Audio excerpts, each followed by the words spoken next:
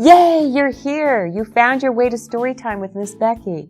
I'm Miss Becky, and this is our friend Bear, who asked if we would please read about Pete the Cat and Valentine's Day. Well, you might not believe me, but Pete the Cat thinks Valentine's Day isn't cool. Well, that is, until he realizes how many special cats there are in his life. Let's put on the magic reading glasses and join Pete on his awesome Valentine's Day adventure.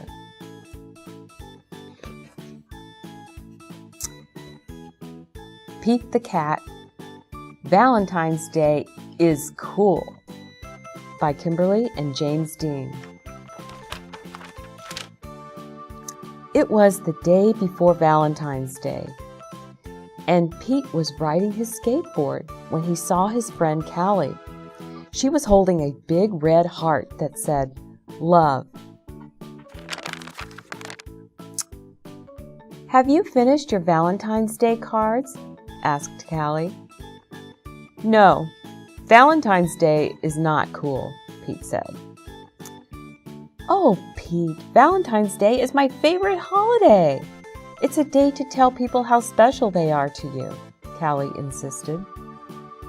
Pete skated on, but something in the back of his mind told him that Callie might be right.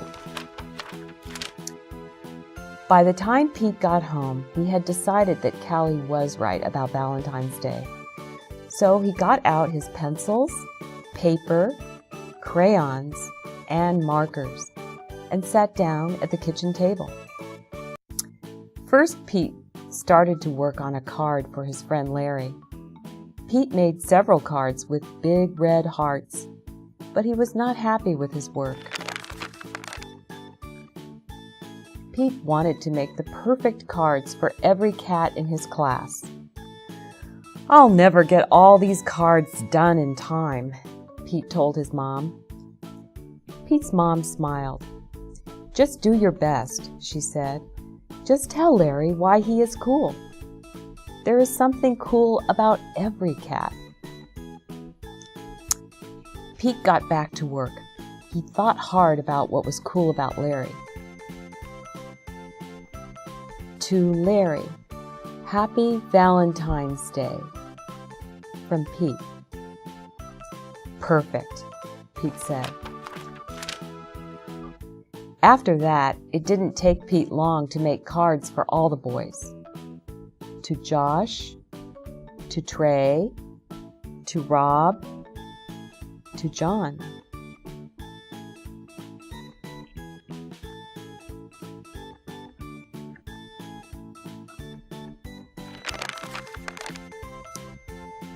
Then Pete made special cards for all the girls and wrote "Love Pete" on each one.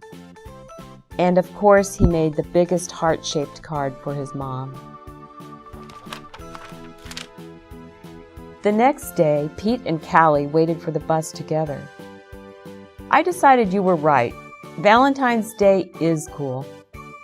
"That's awesome," Callie said.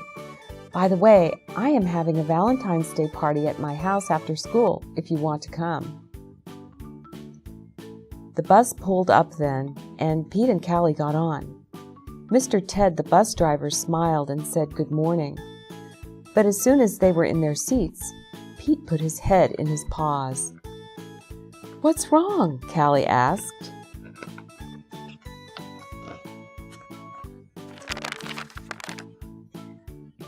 "I forgot to make a card for Mr. Ted," he cried. Then Pete thought, "But I can make him an awesome card before we get to school." Pete pulled out a piece of paper and colored pencils from his backpack. He began to draw. "Happy Valentine's Day! Thanks for picking us up every day for school," Pete and Callie said as they handed Mr. Ted his Valentine. "Thank you," Mr. Ted told them. "You just made my day." "What about Mrs. Gold, the crossing guard? We need to make her a Valentine too," Pete practically shouted. "Let's do it," Callie said. let's make Valentines for everyone. Pete and Callie got super busy making cards for everyone. To Mrs. Gold, Happy Valentine's Day. Happy Valentine's Day. Happy Valentine's Day. Read. After school, Pete went to Callie's party. He rang the bell, and then he froze. Callie opened the door only to find her friend in a panic. What's wrong, Pete? I forgot something very important, Pete admitted. What? Callie asked. I just realized I forgot to make a card for you, Pete said. That's okay, Pete.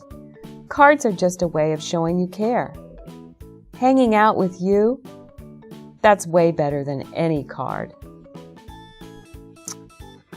This is the best Valentine's Day ever. And happy Valentine's Day to you. Love, Pete.